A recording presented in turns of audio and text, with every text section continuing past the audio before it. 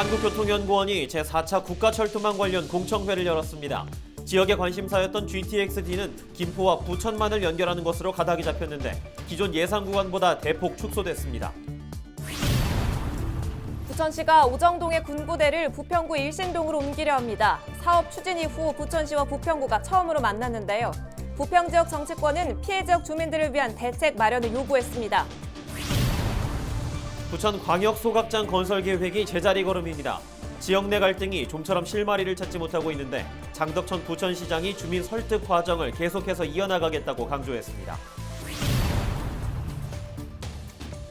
계양 백신 접종 센터가 문을 열었습니다. 계양 지역 내 코로나19 백신 접종 대상은 약 11,700명입니다.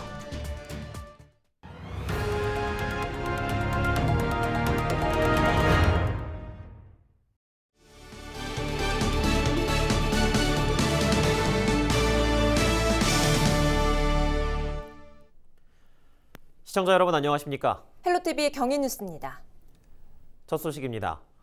한국교통연구원 공청회에서 제4차 국가철도망 구축 계획의 윤곽이 드러났습니다. 일명 GTX-D로 불렸던 서부권 광역급행철도 노선도 처음으로 공개됐는데요.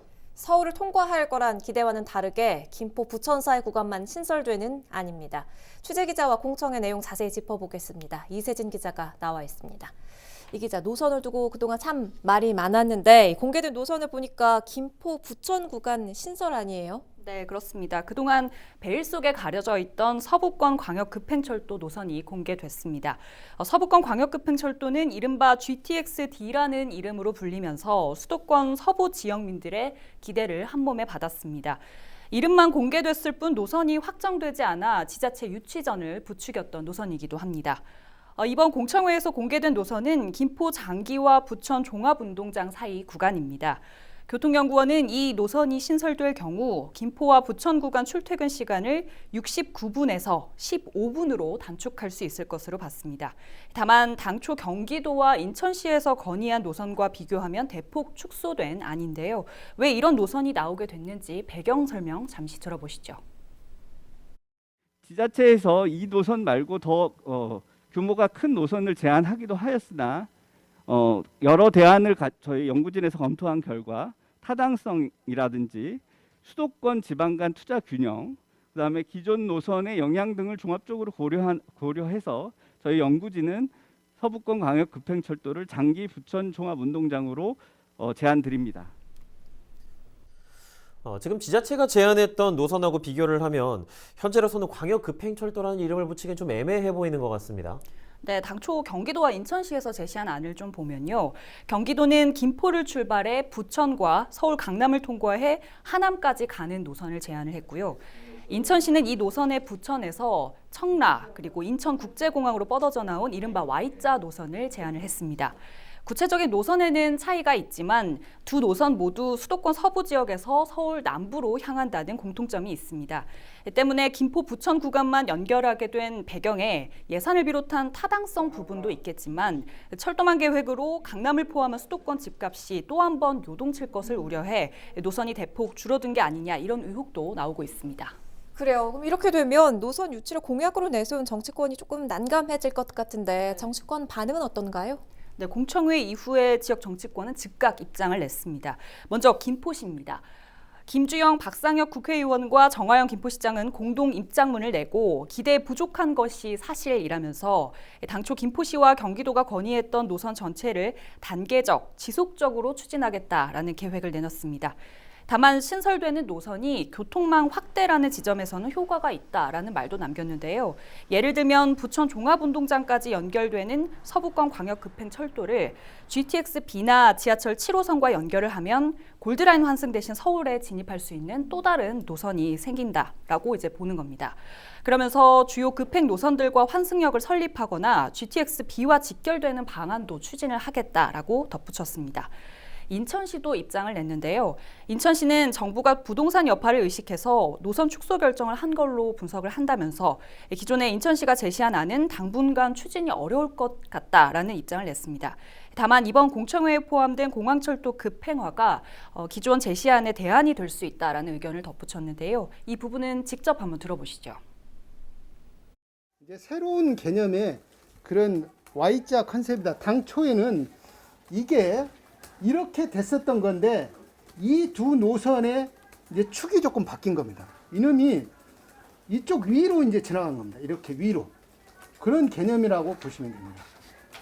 그래서 요 거리가 근거리라서 정부가 기존 시설을 이용하는 게 더 타당하다라는 그런 판단에서 네, 방금 인터뷰처럼 이제 정치권에서는 긍정적인 부분도 있다 이렇게 해석을 하는 것 같은데 지역민 반응은 또 다를 것 같은데요. 네, 상당한 반발이 있을 것으로 보입니다. 이번 공청회가 온라인으로 진행되면서 실시간으로 지역민들의 반응을 좀 확인할 수 있었는데요. 서울 직결 노선이 아니면 필요 없다라는 의견부터 김포와 부천의 앞글자를 딴 이른바 김부선이 어떤 의미가 있겠냐라는 자조 섞인 목소리도 나왔습니다. 지역별로 차이는 좀 있을 수 있겠지만 철도망 계획 확정 고시 전까지는 진통이 있을 것으로 보이는데요. 이 부분은 저희가 조금 더 취재해서 자세히 전해드리도록 하겠습니다. 네, 추후에 더 살펴보도록 하고 이 밖에도 이 수도권에 새로 생긴 신설되는 그 노선 가운데 언급할 만한 게 있을까요? 네, 이번 공청회에서 나온 노선이 43가지입니다. 각 지자체에서 신청받은 200여 개 사업에서 선정이 된 건데요. 서부권 광역 급행철도 외에 경기도와 김포시에서 제안한 노선은 인천 2호선 김포 고양 연장안이 포함이 돼 있습니다. 부천 대장, 서울 홍대 입구까지 연결하는 노선도 신규 추진안인데요. 기존 부천 원종 홍대선을 연장한 안으로 볼 수 있습니다. 또 인천 공항까지 연결된 공항철도를 급행 노선으로 바꾸는 안도 포함이 됐습니다. 네, 그렇다면 이번 공청회 결과가 제4차 국가철도망 구축 계획에 그대로 반영된다고 보면 될까요? 그건 아닙니다. 공청회는 교통연구원이 연구 용역한 내용을 발표를 하고 이 내용을 바탕으로 국민 의견을 수렴하는 절차 중 하나입니다. 공청회 후 국토교통부는 홈페이지를 통해서 제4차 국가철도망 구축 계획안에 대한 국민 의견을 받게 되고요. 최종 확정 전까지는 의견 수렴뿐 아니라 관계기관 협의 그리고 심의 같은 단계도 거쳐야 합니다. 최종 내용은 6월에나 확정 고시될 예정입니다. 예, 지역민들 기대가 컸던 것만큼 이번 공청회 여파가 굉장히 상당할 것 같은데 철도망 계획 확정 전까지 또 새로운 소식이 있으면 또 전해주시기 바랍니다. 지금까지 이세진 기자였습니다.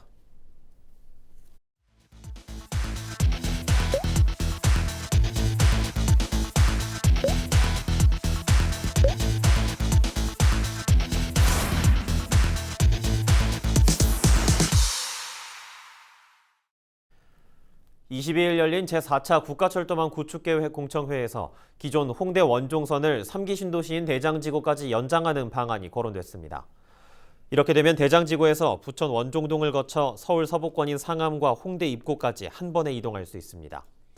앞으로 예비 타당성 조사를 거쳐 구체적인 정차역 등을 결정하면 기존 홍대 원종선에 대장지구 구간인 1.5km가 더해져 총 17.8km에 달하는 노선이 최종 확정될 예정입니다. 국가철도망 구축계획은 국토부가 10년 단위로 수립하는 철도 분야 법정 계획으로 4차 계획에 최종 포함되는 노선은 오는 2030년까지 완공됩니다. 부천시가 오정동의 군부대를 부평구 일신동으로 이전하는 계획을 추진 중인데요. 부천시와 부평구 지역사회가 만났습니다. 예상했던 대로 부평 지역 주민들은 부천시에 강하게 반발했습니다. 주민들을 설득할 지원책을 요구하는 목소리도 나왔습니다. 이재필 기자가 보도합니다. 부천 오정동 군부대 이전 관련 주민간담회가 22일 부평구 일신동 행정복지센터에서 열렸습니다. 오정동의 군부대를 부평구 일신동으로 옮기려는 부천시. 일신동 주민들은 부천시와 만난 자리에서 예상했던 대로 사업 반대 의사를 피력했습니다. 특히 논의 과정도 없이 사업을 일방적으로 결정했다며 절차상의 문제도 제기했습니다. 일신동에 여기 무슨 우리 부평구하고 한마디라도 전해진 적이 있습니까 없습니까?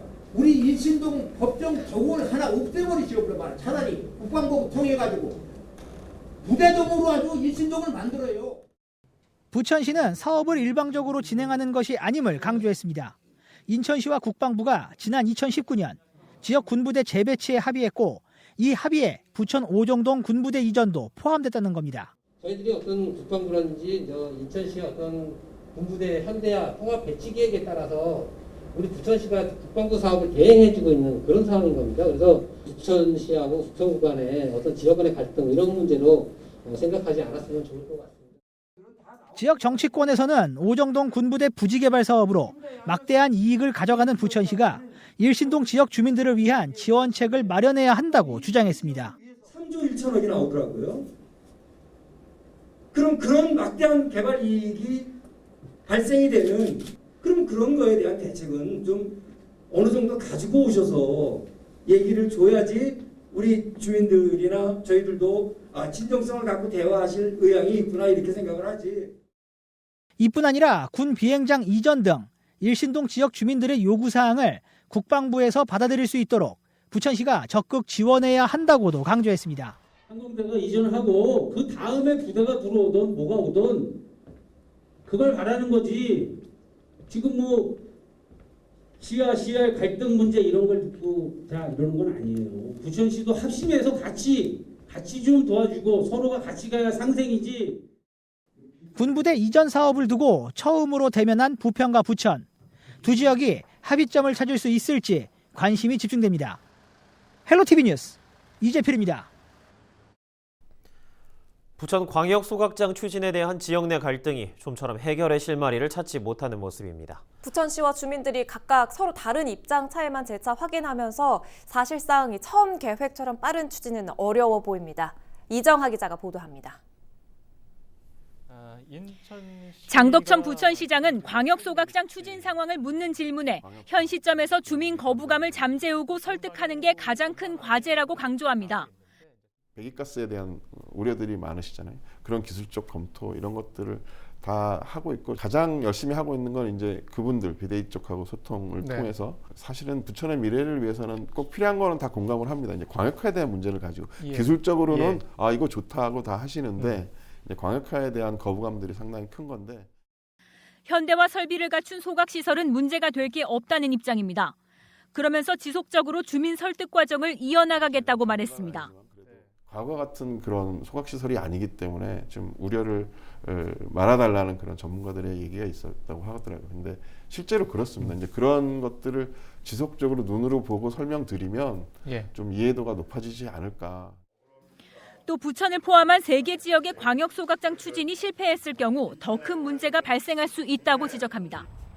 결국 장기적으로 광역화는 불가피한 선택이라는 겁니다. 인근의 강서구나 이런 계양 쪽에 인천시의 그런 소각장 구축 문제, 그러니까 이게 광역화 안 됐을 때 이런 문제까지 다 합쳐서 아마 논의가 되고 지금도 뭐 그렇게 되고 있고 앞으로 그런 데 대한 불가피성들에 대한 이해가 좀 더 높아지면 반면 실제 합의는 더디기만 합니다. 부천시와 주민들은 올해 초부터 수차례 마주했지만 별다른 진척은 없었습니다. 주민 비대위는 여전히 소각장 광역화는 허용할 수 없다는 뜻을 분명히 밝힙니다. 우리는 추진 불가피는 계속 똑같아요. 우리가 받아들일 수 있는 입장도 아니고 우리는 오로지 광역화는 문제가 있으니까 안 된다. 이런 입장을 그냥 똑같이 내세우고 있고. 주민 설득과 합의부터 제동이 걸린 상황에서 신도시 추진에 맞추어 빠르게 진행하겠다던 부천시의 계획에도 변수가 생겼습니다. 쓰레기 소각장 광역화 문제를 포함한 부천 지역 현안들을 짚어보는 장덕천 부천시장 특집 대담은 오는 26일 헬로 이슈 토크에서 방송됩니다. 헬로티비 뉴스 이정하입니다. 인천에서는 지난 1일부터 75세 이상 노인 등을 대상으로 한 코로나19 백신 접종이 이루어지고 있습니다. 백신 접종센터는 군 구별로 운영되기 때문에 지역에 따라 접종센터 개소 시기도 다른데요. 계양구도 22일부터 백신 접종을 시작했습니다. 김진재 기자입니다. 계양구 백신 접종센터가 문을 열었습니다. 지난 1일 인천 서구와 연수구가 백신 접종을 시작한 뒤에 약 3주 만에 계양구도 백신 접종에 나선 겁니다. 장소는 계양 아시아드 양궁장 1층. 의사 4명과 간호사 8명으로 구성된 의료진 1개 팀이 접종을 담당합니다. 접종은 예약제로 운영되며 접종자는 화이자 백신을 3주 간격으로 2번 맞습니다. 계양구는 주말인 오는 24일까지 노인시설 입소자에 대한 접종을 마칠 계획. 다음 주부터는 만 75세 이상 구민을 대상으로 접종을 진행할 예정입니다.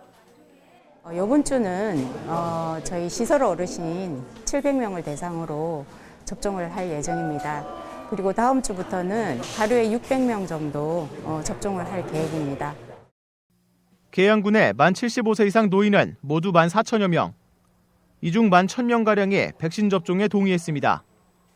계양구는 다음 달 중 계양체육관 배구 경기장으로 백신 접종 장소를 옮길 계획입니다. 계양체육관 백신 접종센터가 개소하면 양궁장 백신 접종센터는 운영을 중단하게 됩니다. 특히 계양구는 계양체육관 백신 접종센터가 문을 열면 의료진을 확대해 하루 접종 가능 인원을 1,800명까지 늘릴 예정입니다. 계양구는 오는 6월까지 이번 접종 대상인 만 75세 이상 노인과 시설 입소자 등 11,700여 명에 대한 백신 접종을 완료할 계획입니다. 헬로티비 뉴스 김진재입니다. 지역화폐 인천 이음이 누적 발행액 5조 원을 돌파했습니다. 인천 이음의 누적 충전금은 지난 19일 기준으로 5조 77억 원을 기록했는데요. 이는 2018년 7월 시범 사업을 시작한 지 33개월 만입니다. 인천 이음은 올해 들어서만 1조 63억 원 발행됐으며 전년 같은 기간 대비 176% 증가한 수치입니다. 인천 이음 가입자 수는 약 136만 6천 명인데요. 인천 경제활동 인구의 89.7%가 인천 이음을 사용하고 있습니다. 부천시가 뉴딜 정책과 관련한 온라인 정책 토크쇼를 진행했습니다. 부천시는 22일 부천이 열어요 뉴딜랜드라는 주제로 사전 선발된 시민 40명과 함께 100분 동안 지역 뉴딜 정책에 관해 토론하는 시간을 마련했다고 밝혔습니다. 이번 토크쇼에는 장덕천 부천시장을 비롯해 정재웅 카이스트 원장 등 전문가가 출연해 현재 부천에서 진행하고 있는 뉴딜 사업을 설명하고 시민 질문을 받았습니다. 부천시는 지난해 정부의 한국판 뉴딜 추진에 맞춰 디지털, 환경, 사회 안전 등 3대 분야 82개 사업에 대한 지역형 정책을 발표했습니다. 인천시와 조달청이 지난 21일 송도 G타워에서 창업 벤처기업의 판로 지원을 위한 업무 협약을 맺었습니다. 이번 협약은 혁신 조달 정책을 확산시키고 인천 지역의 우수한 벤처기업들을 지원하기 위해 마련되는데요. 혁신 조달 제도는 공공기관에 필요한 물품을 지역 벤처기업의 혁신 제품으로 채워 기업의 판로를 확보하는 정책입니다. 두 기관은 협약에 따라 기업들의 판로를 지원하고 우수한 창업 벤처기업의 상품을 발굴하는 데 적극 협력할 계획인데요.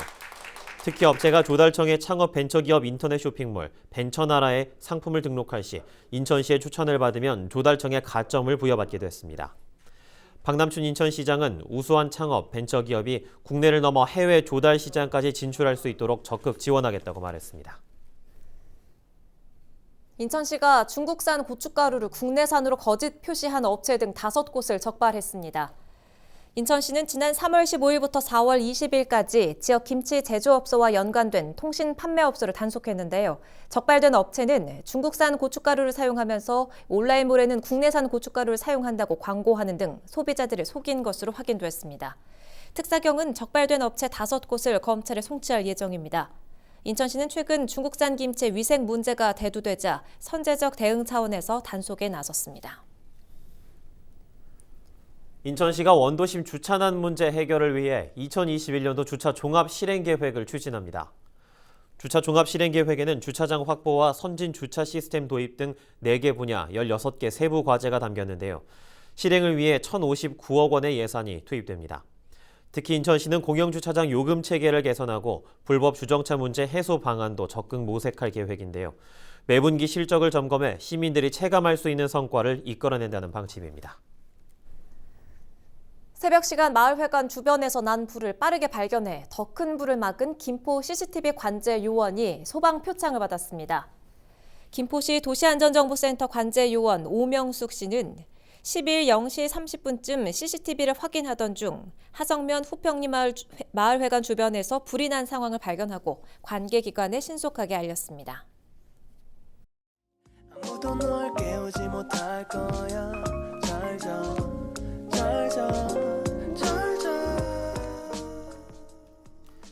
이지혜 아나운서 보통 하루에 몇 시간 정도 잠을 자나요? 시간은 잘 모르겠는데요. 저는 좀 많이 자는 편인 것 같아요. 아, 그래요? 충분한 수면이 미용에도 좋지만 치매 위험도 낮춰준다고 하더라고요. 그렇군요. 네, 유럽 연구팀이 영국인 8,000명을 25년간 추적 조사한 데이터를 분석한 결과인데요. 50대와 60대의 수면 시간이 하루 6시간 이하인 사람이 7시간 이상 잔 사람보다 치매에 걸릴 위험이 30%나 높은 것으로 나타났다고 합니다. 잠이 보약이란 말이 괜히 있는 게 아니었어요. 적당한 운동 그리고 충분한 꿀잠으로 치매 예방하시는 게 좋겠습니다. 오늘 저희가 준비한 소식은 여기까지입니다. 고맙습니다. 별빛들도 잠들 때까지